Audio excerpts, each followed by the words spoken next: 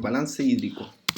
El balance hídrico es una integración de las respuestas que hemos visto hasta ahora, ¿cierto? Complementando esto que hemos dicho muchas veces, que la estabilidad de este ambiente extracelular condiciona que las células puedan vivir de forma óptima, ¿ya?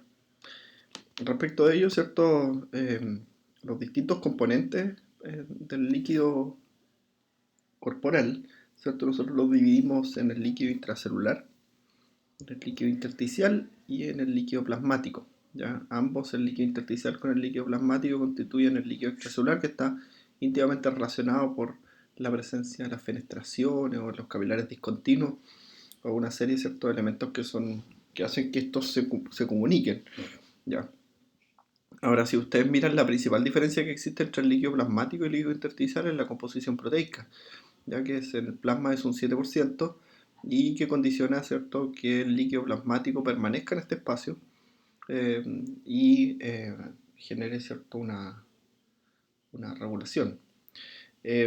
Ahora, el movimiento también de la sangre, ¿cierto?, condiciona y las diferentes presiones hidrostáticas y oncóticas, que condicionadas por las proteínas, condicionan que este líquido permanezca en este espacio y no se pierda, ¿cierto?, hacia el líquido intersticial. Por lo tanto, es súper importante el rol que tienen las proteínas, ¿ya?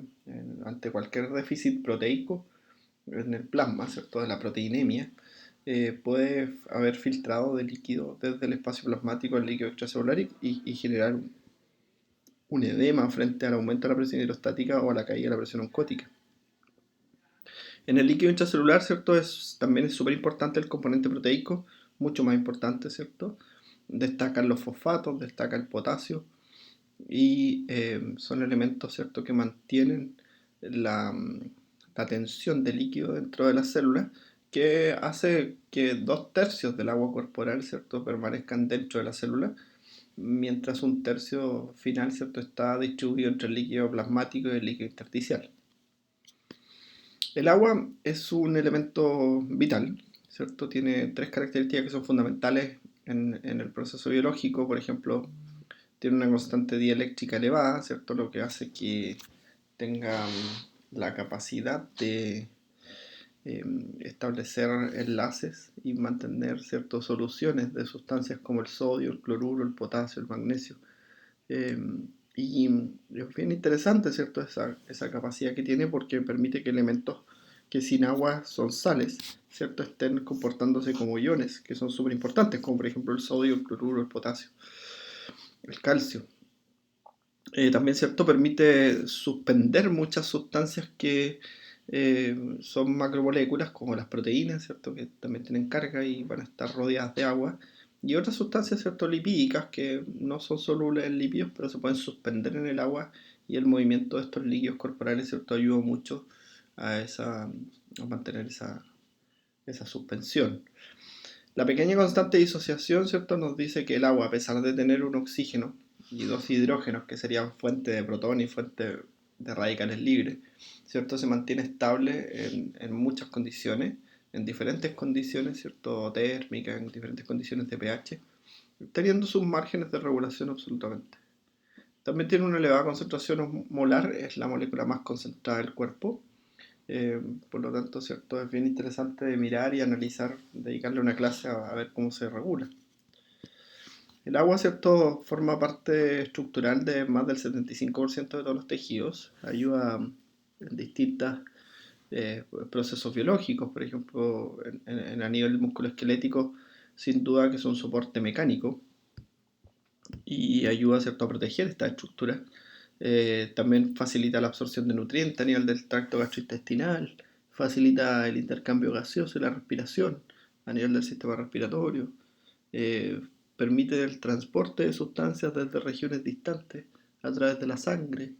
Eh, por lo tanto, tiene muchas funciones, ¿cierto?, que son relevantes y por lo tanto es importante considerar y mantener el balance de la ingesta de líquidos, ¿cierto?, en forma regular. Bueno, el porcentaje de agua corporal, ¿cierto?, de los diferentes individuos, ¿cierto?, en el hombre y las mujeres son distintos. ya en el hombre es del 60% aproximadamente y en la mujer es del 50%, eso finalmente asociado a la mayor presencia de un tejido en la mujer, que es el tejido adiposo, y que tiene un menor porcentaje de agua. Ya en el hombre, ¿cierto? Hay más masa muscular que tiene mayor porcentaje de agua, un 15 la grasa y un 75% el músculo. En los niños, ¿cierto? Recién nacidos, hasta el año de vida es aproximadamente un 75% del agua corporal total, porque principalmente, ¿cierto? Está aumentado el líquido extracelular. Si nosotros lo miramos acá, ¿cierto? El líquido intracelular, el líquido extracelular, ¿cierto? Son diferentes la composición. En el intracelular, ¿cierto? En el hombre es 40%, en la mujer, en el extracelular es un 20%, en el intersticio un 15% y un 5% intravascular. En la mujer, ¿cierto? Tienen un 30% intracelular, lo de la grasa, lo que comentamos un ratito, un 20% en el espacio extracelular, un 16% en el intersticial y un 4% en el intravascular. Y en los niños recién nacidos, ¿cierto? Ven un 48% en el espacio intracelular, un 27% en el espacio extracelular, un 22% en el líquido intersticial, que es mucho, ¿cierto? Comparado con las otras edades, y un 5% en el espacio intravascular. Eso se conserva, ¿cierto? Hasta el año de vida de los niños, y en los adultos, ¿cierto? Cambia en los adultos mayores, ¿ya? En los cuales, ¿cierto? Disminuye el porcentaje de agua corporal en el hombre y en la mujer y mantienen las diferencias igual, ¿cierto? De lo que veníamos conversando antes. Por lo tanto, en la mujer adulto mayor, ¿cierto? El porcentaje de agua va a ser menor que el del hombre adulto mayor. Aquí, ¿cierto? Puede mostrar que todos los tejidos tienen sobre un 70% de agua, excepto la grasa y el hueso, ¿cierto? En los cuales los porcentajes varían entre el 10 y el 15%. Ahora, lo- el balance hídrico que se refleja por esta balanza que está aquí, ¿cierto? Muy, muy bien ejemplificado. Está determinado por la ingesta y las pérdidas, ¿ya? La ingesta, ¿cierto? Que aproximadamente debería ser de 2.000 a 2.500 ml por día. Eh, es la principal fuente, ¿cierto? Es el agua de bebida y el agua obtenida de los alimentos, aunque en nuestra zona, ¿cierto? Nosotros el agua de bebida es principalmente importante en el verano, mientras que en el invierno es principalmente importante el agua obtenida a través de los alimentos, ¿ya? Pero la ingesta, ¿cierto? A través del alimento o del agua, ¿cierto? Llega casi, ¿cierto? A los 2.000 y algo ml. El, el porcentaje de agua que se obtiene, ¿cierto? Por la oxidación de productos biológicos, es el agua metabólica que se denomina, ¿cierto? Es muy bajo, es 300 ml. En el caso de las pérdidas, ¿cierto? La principal pérdida es la orina, ya que va de 500 a 1.500 ml, puede llegar hasta 2.500 ml por día. Por la respiración, ¿cierto? Las fecas y otras pérdidas, ¿cierto? Son normalmente muy variables. En las fecas, ¿cierto? Son de 100 a 200 ml. En la respiración también son de 200 a 300 ml y el resto, ¿cierto? Es por sudoración, que eso es variable dependiendo, ¿cierto? El nivel de actividad que tenga la persona. Bueno, si hay un desbalance, por ejemplo, si esta balanza se inclina hacia arriba, ¿cierto?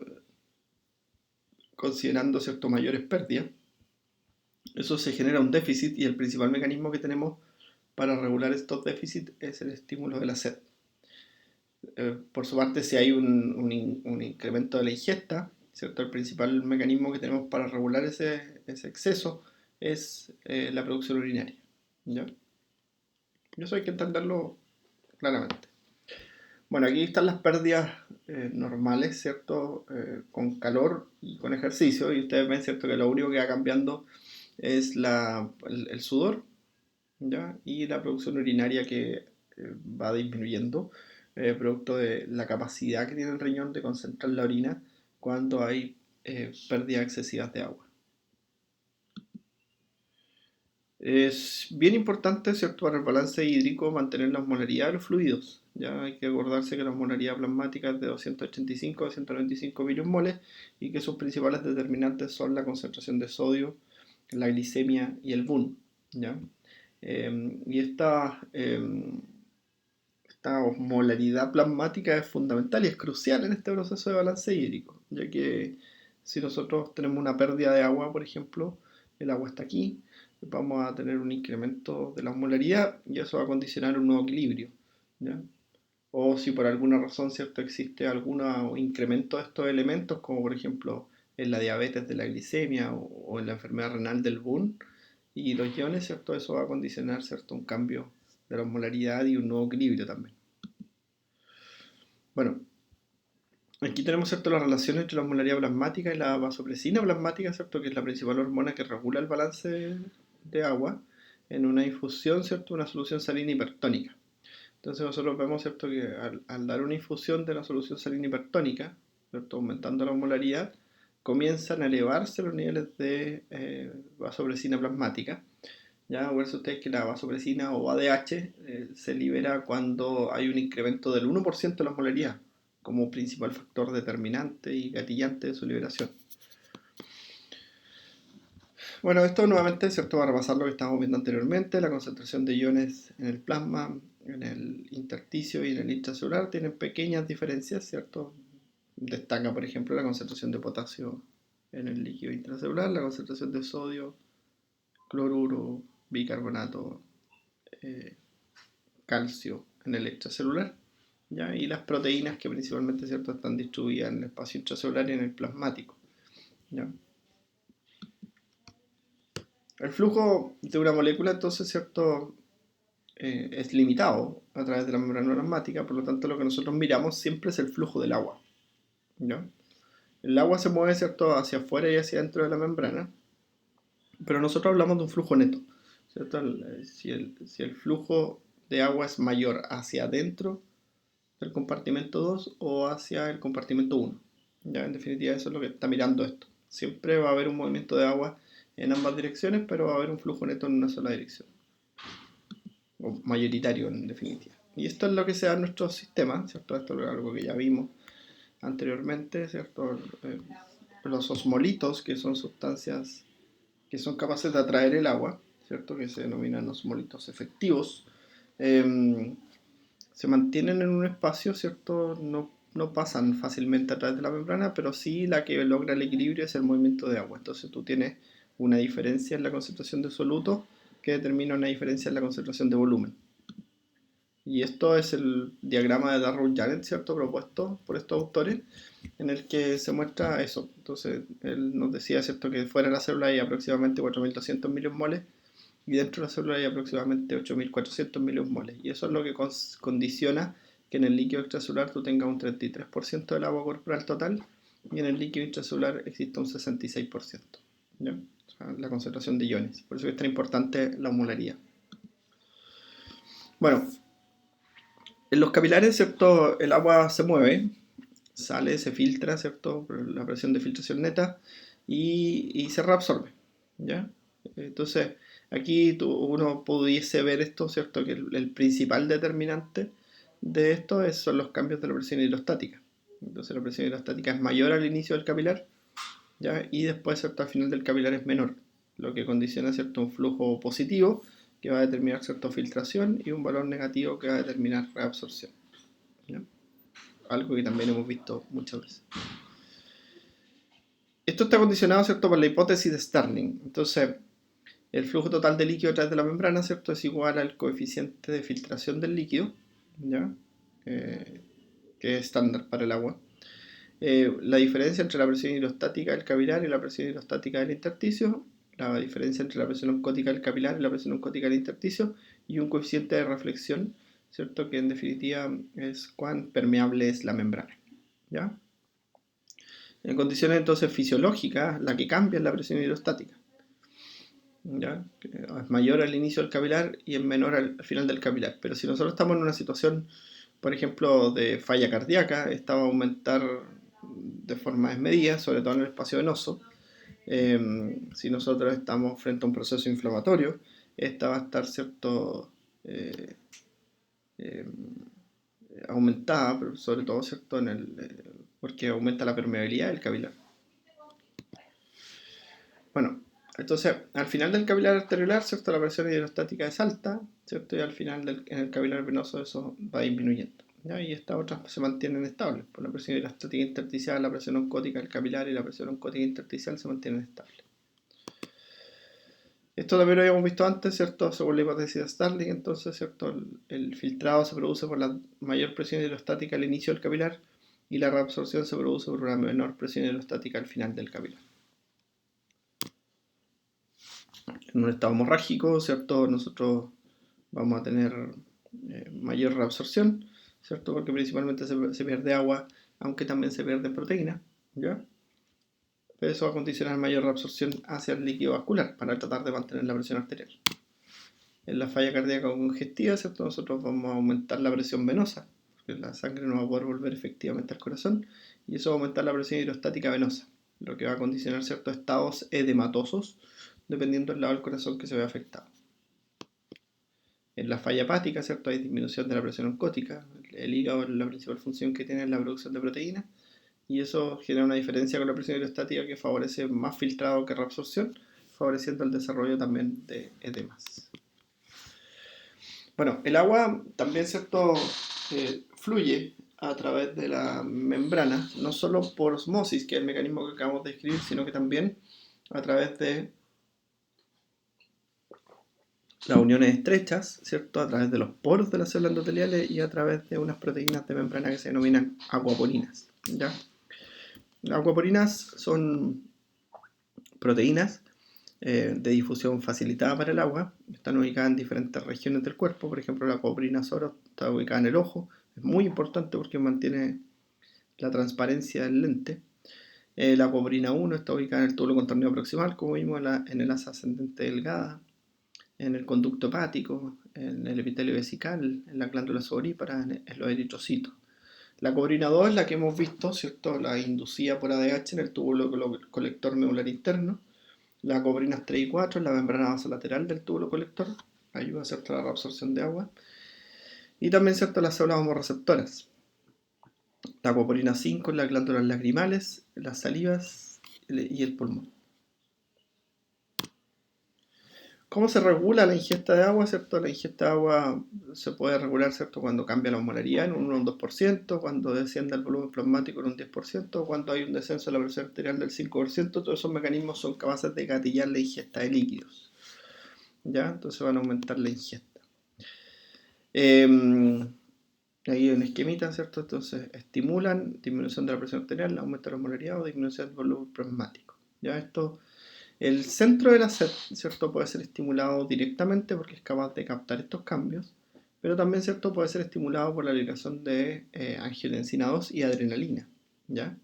Por lo tanto, ¿cierto? A veces puede haber una sed o polidipsia, que se denomina el signo clínico, ocasionado por una alteración de neurotransmisores a nivel central, ¿ya?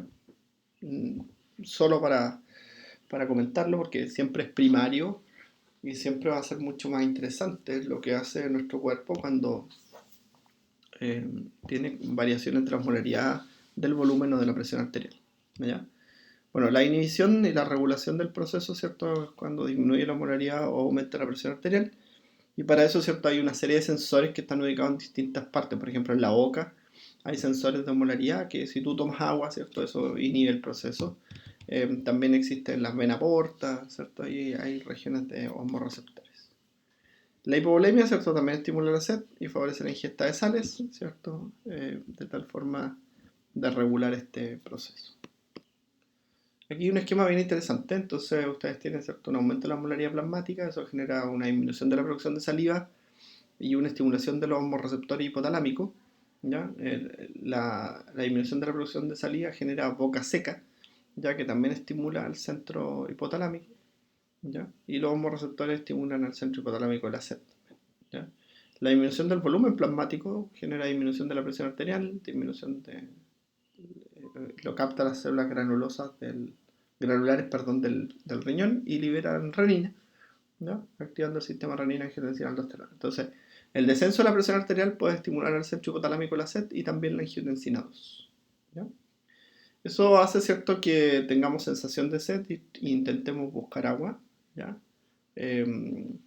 Ahora, cuando tenemos, ¿cierto?, el agua en la boca o el agua en el intestino, ¿cierto? Eso genera una disminución del estímulo, ¿cierto? y genera, ¿cierto?, la disminución de la sensación de sed como un mecanismo de retroalimentación y antes de que se regule, ¿cierto?, la osmolalidad plasmática, ¿no? Entonces, al pasar el agua por la cavidad oral, por el intestino, por el sistema porte hepático, ahí, ¿cierto?, ya se empieza a regular la ingesta de líquido, ¿cierto?, de tal forma de evitar la sobreingesta, principalmente a través de ese mecanismo. Bueno, esta región, ¿cierto?, es la región del tercer ventrículo, que está encargada de captar el desbalance hídrico. Entonces aquí se da algo muy especial, porque hay una célula que se llaman tanicitos, y estas células están en contacto con el fluido cerebroespinal y en contacto con el plasma. Esta es una zona desprovista de barrera hematoencefálica. Entonces, estos tanicitos, ¿cierto?, van a captar los cambios de osmolaridad y frente a los cambios de osmolaridad liberan neurotransmisores que estimulan a estas neuronas que pertenecen, ¿cierto?, al sistema nervioso central y que van a dirigir su señal hacia el núcleo supraóptico y el núcleo paraventricular, ¿ya? También vemos que estas señales, ¿cierto?, pueden venir de otras regiones del cerebro, ¿cierto?, liberando adrenalina, noradrenalina y angiotensina 2 como estimulantes de esta región, ¿ya? Y ahí está la sed psicógena. Normalmente nosotros captamos los cambios de presión arterial a través de los vasoreceptores, ¿cierto? Y de los receptores de volumen. Los vasoreceptores lo hemos estudiado anteriormente, los receptores de volumen lo hemos visto poco, pero están ubicados principalmente en el sistema venoso, específicamente en la desembocadura de las cavas, ¿ya?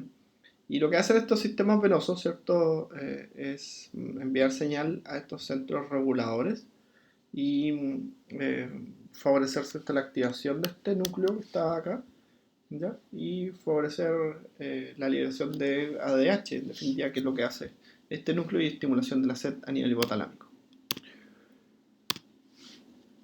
Aquí ven ustedes, ¿cierto?, el locus ceruleus, el núcleo del tracto solitario, que son dos estructuras que van a captar. El núcleo del tracto solitario capta estímulos viscerales, por ejemplo, en la vena porta o en la arteria renal. Y el locus ceruleus, ¿cierto?, se encarga de liberar neurotransmisores en respuesta a otros estímulos. Y todo esto, ¿cierto?, van a actuar sobre el órgano vascular de la lámina terminal para regular el balance hídrico. Entonces, ahí está con la integración de cómo el hígado y cómo el intestino, el riñón y la boca pueden enviar una señal a través del núcleo del tracto solitario. Bueno, el balance hormonal del agua, ¿cierto?, es bien interesante, es algo que ya hemos visto, ¿cierto? El sistema renina, angiotensina, aldosterona es principalmente importante debido a que favorece a través de la aldosterona la retención renal de sodio y agua, ¿ya? Y con ello, ¿cierto?, aumenta la presión arterial. La ADH, ¿cierto?, favorece la reabsorción de agua a nivel renal en el túbulo colector medular interno, sobreexpresando acoporina y con eso, ¿cierto?, incrementa la presión arterial. Los péptidos natriuréticos hacen todo lo contrario, favorecen la natriuresis, ¿cierto? Son liberados y facilitan la natriuresis, disminuyendo el volumen de agua corporal total. En la deshidratación, nosotros tenemos, ¿cierto?, que pueden ser generadas por depresión de volumen, que es una pérdida del volumen sanguíneo o la pérdida del volumen de agua. Principalmente los líquidos que se pierden son los del extracelular, ¿ya? Y esas pérdidas, ¿cierto?, superan la ingesta, ¿ya? Hay pérdidas gastrointestinales por vómito o diarrea, pérdidas renales, ¿cierto?, por falla renal, ¿cierto?, falla de la regulación renal, pérdidas cutáneas o respiratorias por ejercicio, por ejemplo, y el secuestro de tercer espacio, que es algo complejo, un hematoma, por ejemplo, un golpe en un músculo puede producir una hemorragia interna y secuestrar sangre en ese espacio, por eso se llama secuestro de tercer espacio. Y eso genera una disminución del volumen. A veces van a ver ustedes ciertos pacientes que están politraumatizados, que no tienen heridas abiertas, pero sí tienen acúmulo de sangre en algunas regiones, y eso genera la depresión de volumen. Para analizar, ¿cierto?, las pérdidas, es súper interesante mirar esta tablita, en la cual nosotros tenemos que comparar los componentes en relación a la concentración plasmática. Entonces, cuando nosotros miramos la saliva, por ejemplo, el principal componente de la saliva sería el potasio y el bicarbonato, ya que son los elementos que se pudiesen ver alterados en una hipersalivación o una pérdida de agua a través de este sistema. Si nosotros miramos el jugo gástrico, que es súper importante en el vómito, ¿cierto? El principal elemento que contiene el jugo gástrico, ¿cierto?, es potasio y cloruro, ¿ya? Que serían los elementos a reponer, ¿cierto?, frente a una pérdida provocada por vómitos. En el jugo pancreático es particularmente importante el bicarbonato, ¿ya?, en relación a los componentes centrales, y el potasio, ¿ya?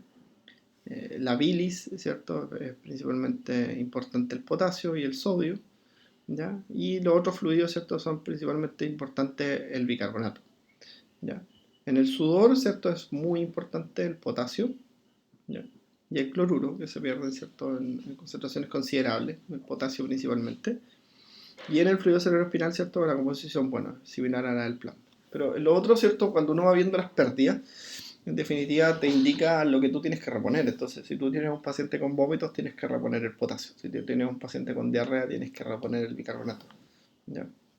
Porque las soluciones fisiológicas que van a encontrar ustedes en la clínica contienen sodio y cloruro, ¿ya? La solución de Ringer contiene sodio, cloruro, calcio y lactato, pero no tienen potasio ni bicarbonato, ¿ya?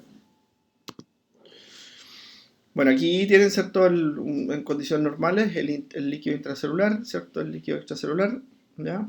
Un déficit isosmótico genera una pérdida extracelular, siempre extracelular primaria, de un líquido, ¿cierto?, isotónico. Habría que reponer allí, ¿cierto?, agua y iones, ¿cierto? Eso ocurre en vómito, en diarrea, en diuréticos, en el uso de diuréticos, ¿cierto?, la pérdida de sangre o en las quemaduras. Eso, allí habría que reponer, ¿cierto?, tanto sales como agua y atacar algunos déficits específicos, por ejemplo en los vómitos el potasio y las diarreas el bicarbonato. En el déficit de agua, ¿cierto?, que ocurre por transpiración, por hiperventilación, por diuresis osmótica o déficit de ADH, la diabetes insípida, ¿cierto? Ahí se pierde principalmente agua desde el extracelular, entonces eso va a hacer que el agua salga desde el intracelular y que un déficit tanto en el líquido intracelular como en el extracelular. ¿Ya? Ahí lo que habría que reponer, ¿cierto?, es una sustancia eh, con una osmolaridad baja, ¿cierto?, un fluido hipotónico para superar este déficit. Los déficits de sales, ¿cierto?, normalmente son generados en vómitos, en diarrea, en sudoración o en déficit de aldosterona y un exceso en las pérdidas de sales, ¿cierto? Entonces disminuye la osmolaridad del líquido extracelular. Lo que hace, ¿cierto?, es que el agua se mueva hacia el intracelular y aumenta el volumen del intracelular. Allí lo que tenemos que hacer, ¿cierto?, es reponer con una solución hipertónica, ¿cierto?, de tal forma de remover el agua desde el interior de la célula. En la falla cardíaca, ¿cierto?, nosotros tenemos un exceso del volumen isosmótico debido a la activación de los mecanismos renales, tanto en la falla cardíaca como en la enfermedad renal. Hay retención excesiva de agua, ¿ya? En el exceso de agua también puede ser dado por el exceso de ingesta, ¿ya? Por lavado gástrico, por infusión de soluciones de glucosa endovenosa, ¿cierto? O por secreción de ADH indebida, ¿cierto? Y eso va a generar, ¿cierto?, un aumento del agua, que va a movilizar agua hacia el intracelular, ¿cierto? Y va a aumentar el volumen de los dos espacios, ¿ya? En el exceso de sales, ¿cierto?, puede ser provocado por la ingesta de sal de agua de mar, por el uso de esteroides. Los esteroides tienden a retener sales y retener agua. Incremento de la aldosterona o infusión de una solución salina hipertónica va a hacer, ¿cierto?, que aumente la osmolaridad del espacio extracelular y va a movilizar el agua desde el intra al extracelular, igual como ocurre aquí en el déficit de agua, ¿ya? Los estados hematosos, ¿cierto?, son también interesantes de analizar. Son provocados por cambios hemodinámicos o por alteraciones renales. Ya normalmente comienza a aumentar el volumen del líquido intersticial, ¿cierto?, por aumento de la presión hidrostática del capilar, por descenso de la presión oncótica plasmática, por aumento de la permeabilidad capilar en la inflamación, por obstrucción linfática, ¿cierto?, ocurren algunas infecciones parasitarias, y aumento de la presión oncótica intersticial, ¿ya? También, ¿cierto?, puede ser generado por la retención renal de sodio. Eh, esto, esta expansión del volumen del líquido intersticial, ¿cierto?, puede ser complejo en algunos sistemas, como en el cerebro, en el sistema respiratorio, porque va a afectar la función. En otros sistemas, ¿cierto?, también genera molestias porque genera una sensación de cansancio, una dificultad, ¿cierto?, de la remoción de desechos desde el tejido periférico, como se muestra este edema pedal. Bueno, cuando nosotros tenemos esto, una disminución del volumen, ¿ya? Nuestros sistemas se activan, ¿ya? Y en este descenso de volumen se está mostrando, ¿cierto?, que se activa el sistema simpático, que lleva, ¿cierto?, a vasoconstricción periférica, y también se activa el sistema renina, angiotensina, aldosterona, que retiene sales, ¿cierto?, y agua, como lo hemos visto muchas veces. Aquí está la ADH, ¿cierto?, cómo son capaces de regularse, y además, ¿cierto?, los péptidos natriuréticos. Entonces, el péptido natriurético se libera cuando hay un exceso de agua, y el ADH se libera cuando hay un déficit de agua. Y ahí está, ¿cierto?, lo mismo que hemos visto en otra ocasión. ¿Ven? Bueno, el efecto neto del ADH quizás conviene repasarlo, ¿cierto? Sería entonces sobreexpresar receptores de acuaporina 2 en la membrana celular y favorecer el cotransporte de sodio y potasio cloruro en el túbulo renal en el ascendente de Henle. Ya, acuérdense ustedes que la ADH es una hormona esteroidal, perdón, es una hormona proteica, por lo tanto tiene receptores de superficie, los que pueden estar dañados, ¿cierto? Y eso puede dar origen a esta enfermedad que se denomina diabetes insípida. Cuando el riñón es el que falla, ¿cierto?, se llama diabetes insípida nefrogénica, y cuando es el sistema nervioso el que falla, es diabetes insípida central. Entonces, la osmorregulación, ¿cierto?, controla la osmolaridad plasmática. Los sensores, ¿cierto?, son osmorreceptores hipotalámicos o osmorreceptores periféricos. Los efectores son la DH y la SET, y el efecto neto es en la excreción y la ingesta de agua y sodio. Lo mismo pasa en la regulación de volumen, ¿ya? Solo destacar, ¿cierto?, que la regulación del volumen principalmente se lleva en el sistema venoso a través de los receptores. Y esto lo mismo que comentamos del intercambio transcapilar, ¿cierto? Y recordar, ¿cierto?, que hay una circulación paralela, ¿cierto?, que es la circulación linfática, que son vasos sanguíneos, ¿cierto?, muy colapsables, por lo tanto muy sensibles al estiramiento, eh, que producen complicaciones, por ejemplo, en la gestación, y producen edema en las zonas bajas porque un 5% del fluido, ¿cierto?, se lleva a través de esta circulación linfática. Eso. Muchas gracias.